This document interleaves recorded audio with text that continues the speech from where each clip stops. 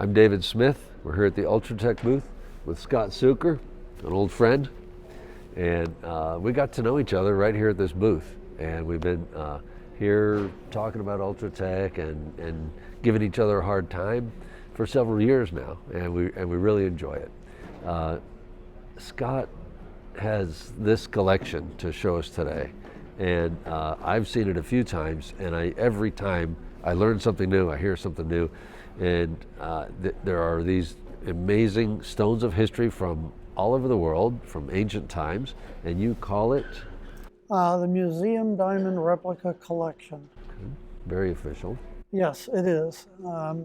I have approximately 40 replicas here, and these are all replicas of very well-known famous diamonds.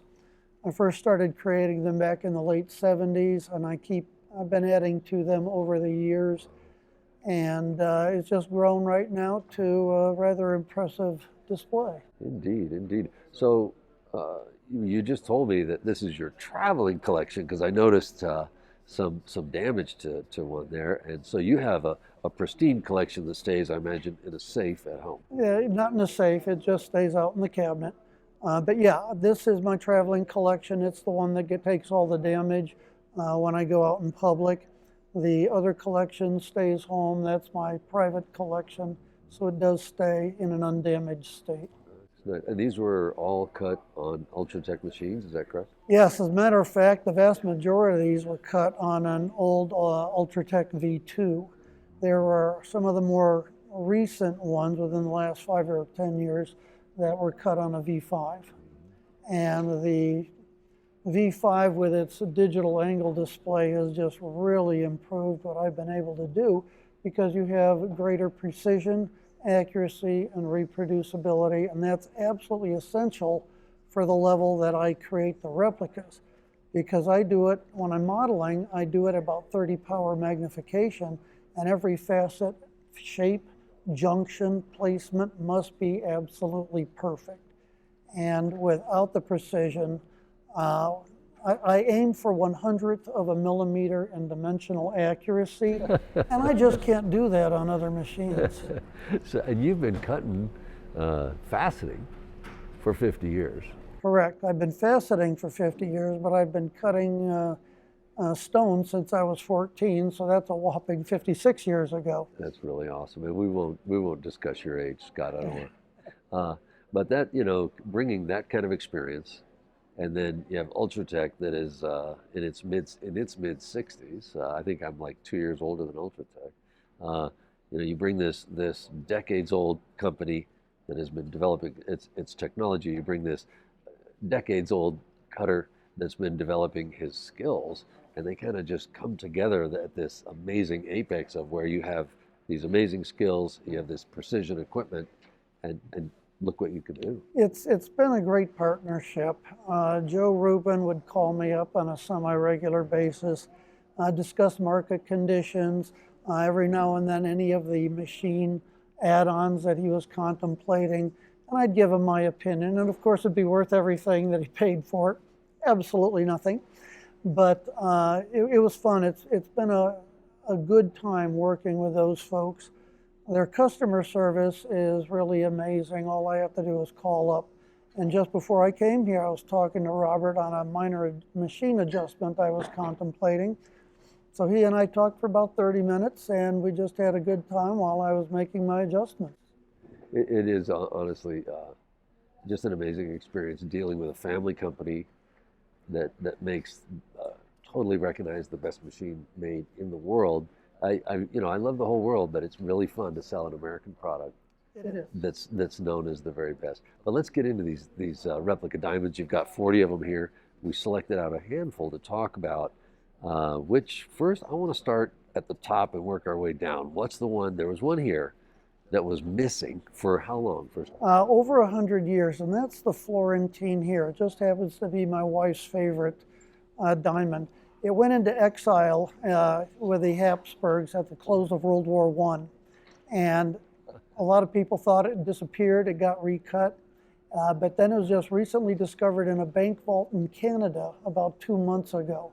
So that's rather exciting, because This stone has been its recorded existence since around 1668.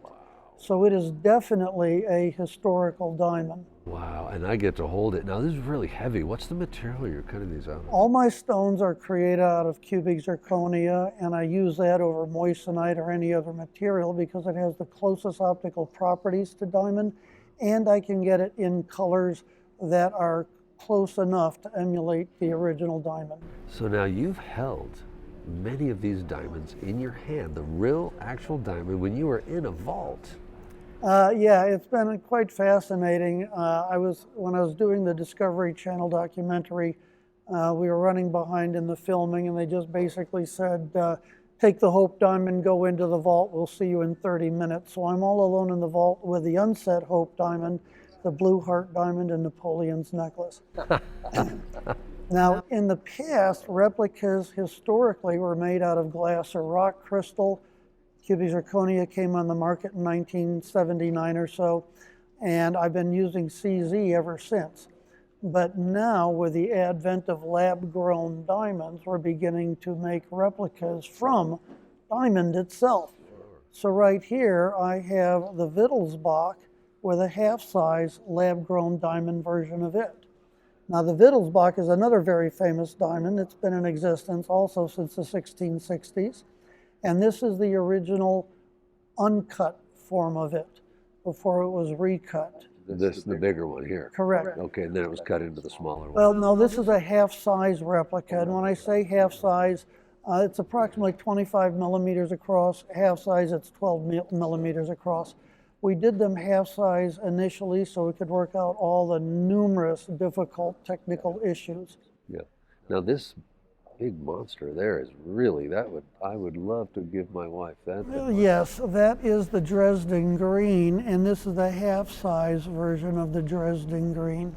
And again, both of these small ones are actual diamonds. They're lab-grown diamonds. Look at where this has led you. You know, I mean, yes, it's since the 70s you've been doing this. And right now we are the first to create the replicas out of lab grown, so it's just been a natural evolution. The next one on the list is a 20 karat pink called the Hortensia, and it's in the French crown jewels. So we can now counterfeit diamond out of diamond, and it is the original for all intents and purposes. That is really, really awesome. Just awesome. Awesome stuff, awesome skill, awesome equipment. You know, all joining together, and a great idea, you know, that really takes follow through. Yeah, it does. We're really pushing the limits of what's possible. Right now, lab-grown diamonds, they are limited in size to what they can create, which of course makes me limited in size of what we can currently do. My eventual goal, this would be the frosting on the cake. This is a replica of the Koh-i-Noor diamond. It is one of the most fabled diamonds on the planet, and it's 189 carats of diamond.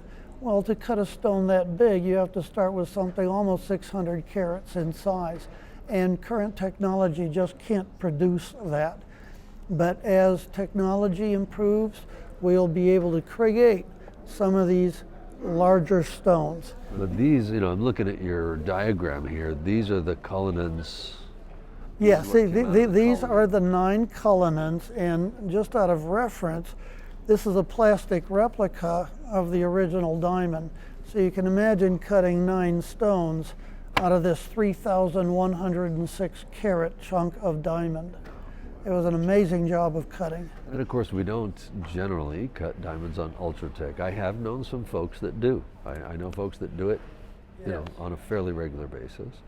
And of course, moissanite isn't as hard as diamond, but I know many, and in fact, the USFG, one of the stones for the single stone competition, the material is moissanite. Oh, really? Yeah. Okay, that I did not know. So people definitely cut a lot of moissanite on Ultratechs. And I see you have some, you know, you have some big tables. You have some what people find challenging in cutting, and you've succeeded just fantastically in getting the polish and the cut and so on. Yes, some of these you can see how irregular the Kohinoor is, so you can't really use standard cutting techniques for it. And because of the process that's required to cut it, if you make one mistake, it's fatal. You have to start all over again. Now see, I'm getting Cullinan, and that this is this guy here. Correct. So it's Kohinoor. Kohinoor. It means mountain of light, and it got its name because the first time the Maharaja in India saw it, that's what he exclaimed, Kohinoor. So it stuck. And then this says modern, so this was recut into that? Correct. I have a research article that's been published in Gems and Gemology, and it goes through a very exhaustive study of the original form created from a plaster model in the Natural History Museum that was made in 1851. They let me borrow it, sent it off to Antwerp to get laser scanned, and then I took 700 photographs of it to tease out the facet pattern. And 2 years later, 2 years of effort later, I ended up with a cubic zirconia model, and then I started comparing that to the model of the modern recut. And we discovered a lot of things. We dispelled a lot of historical myths and verified some, but now it's kind of the definitive story. And even these cuts are part of the original? Yes, if you take a close look at it, there's actually 4 gouges in the surface of the replica. Those must be there for historical purposes because that is how they mounted the stone in the armband it was worn in. So they needed those to Yes. make a metallic. And it just galled me to take a dental drill and just mar the perfection. It's very frustrating. After you've done all that work. Well, certainly, I certainly do see just Ultratech and Scott Zucker, and I know many times how you have participated in testing and innovating the machines at Ultratech. You know, that's one thing I love about this company is that, you know, the DH lateral start, well, that stands for Dale and Hargrave. You know, like so many faceting members of the faceting community have contributed to the growth of the technology. Exactly. I was fortunate that Joe Rubin offered me their prototype glass tech machine. Yeah. And back then they were only sold in 8-inch. Well, being a glass artist, some of my pieces are up to 6 inches across or 6 inches tall. So 8-inch just doesn't cut the mustard. So I was able to modify the machine to be a 12-inch. And Joe took a look at my 12-inch modification, and now they're making 12-inch glass tech. Yeah, which really makes sense. It does, it does. And the massive sturdy mass that they have, and I'm sure maybe we can show some of that glass art on a different photo, you know, that they'll insert here, because it is pretty amazing stuff. It is. Yeah. Well, Scott, I would say I worship you, but that would probably go to your head. That would. No, I really, like I said, we've been together for some years here at the Tucson Gem and Mineral Show. It's the 71st. How long has he been doing it? 50 years? How long have you been here? Karen and I first started coming here around 1975 or so. And we've only missed them when we were stationed overseas. I'm a retired Air Force instructor pilot, so we got to travel a little bit, and unfortunately we couldn't make it back during those time periods, but I think we've only missed 3 or 4. So you were coming when pretty much the Tucson Gem and Mineral Show, run by the TGMS, was the show. It was the show, basically in a parking lot. Right. It has obviously grown a little bit since then. And now, of course, many promoters have come to town, and many local people promote shows and so on. We're up to, I think, 61 shows now. So just to see that progression, yes, sure and yes, it has been. We've seen the evolution of the show, and Karen and I have been a part of the Ultratech booth, I think, now for about 15 years running. That part has been absolutely amazing because we get to meet the crowd, we get to show the materials, and when you take a stone like the Cullinan 1 you know, they're in front of you at the table, and you put this in their hands, and they realize for maybe the first time in their life, somebody has entrusted them with something not only valuable, but fragile. And when they walk, and heavy. And when they walk away, they have a pride and a bounce in their step. It's absolutely wonderful to see. It's just been absolutely amazing. So, you know, ex-military, and thank you for your service. Certainly. Truly. You know, just a real American hero, absolute amazing cutter.